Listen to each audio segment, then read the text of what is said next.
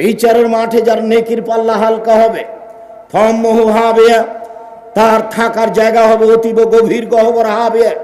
ওমা আদরাকা মা হিয়া, মুহাম্মদ সাল্লাল্লাহু আলাইহি সাল্লাম আপনি বলতে পারেন হাবিয়া নামক গভীর গহ্বরের পরিচয়, হাবিয়া নামক জাহান্নামের পরিচয় আপনি দিতে পারেন? আমি বলি নারুন হামিয়া, তা হচ্ছে জ্বলন্ত উত্তপ্ত আগুন।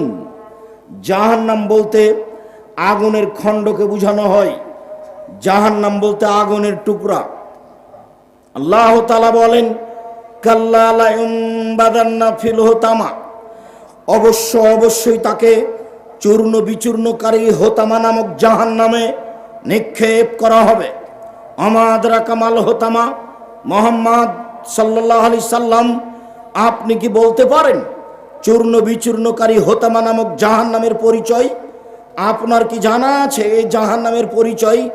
আমি বলি নারুল্লাহিল মুকাদা, তা হচ্ছে জ্বলন্ত উত্তপ্ত আগুন।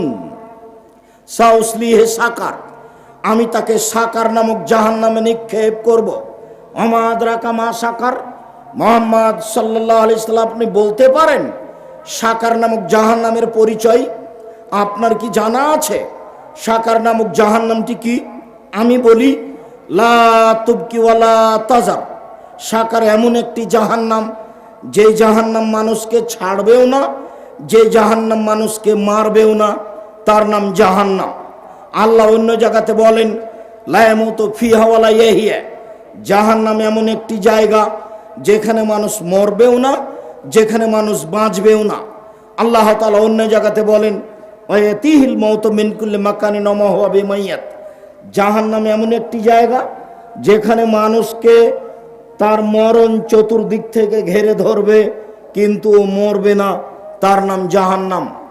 সম্মানিত দিনী ভাই বোন, আমি আপনাকে কোরআন মাজিদ থেকে জাহান্নামের পরিচয় দেখাচ্ছিলাম, একটু রাসূল সাল্লাল্লাহু আলাইহি সাল্লামের মুখ থেকে জাহান্নামের পরিচয়।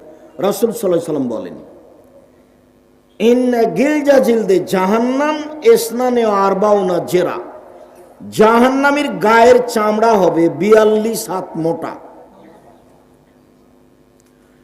অন্যা জিরসাহু মিসলু উহুদিন, ওর দাঁত হবে উহুদ পাহাড়ের সমান। উহুদ পাহাড় হলো 4 কিলোমিটার প্রশস্ত, 8 কিলোমিটার লম্বা। নিচে কত আছে তা মানুষ জানে না। রাসূল বলছেন ওয়াইন্না ফাকে জবাই মিসলু বাইজা, জাহান্নামের উরু রান হবে বাইজা পাহাড়ের মতো। বাইজা পাহাড় হচ্ছে 39 কিলোমিটার লম্বা। অন্যা মাজলিসু মিন জাহান্নাম বাইনা মক্কা ওয়াল মদিনা, একজন জাহান্নামীর বসার জায়গা হবে 450 কিলোমিটার। বাইনা মানকিবাইল কাফির লিরাকিবিল মুসরি সালাসা আইয়াম, একজন জাহান্নামীর ডান কাঁধ থেকে বাম কাঁধে পৌঁছিতে একটা দ্রুতগামী ঘোড়াকে 3 দিন সময় লাগবে।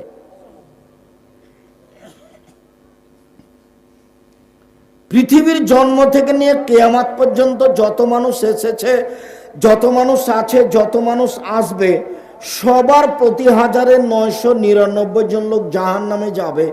একজনের বসার জায়গা যদি 450 কিলোমিটার হয়, প্রতি 1999 জন লোক যদি জাহান্নামে যায়, তাহলে জাহান্নাম কত বড়!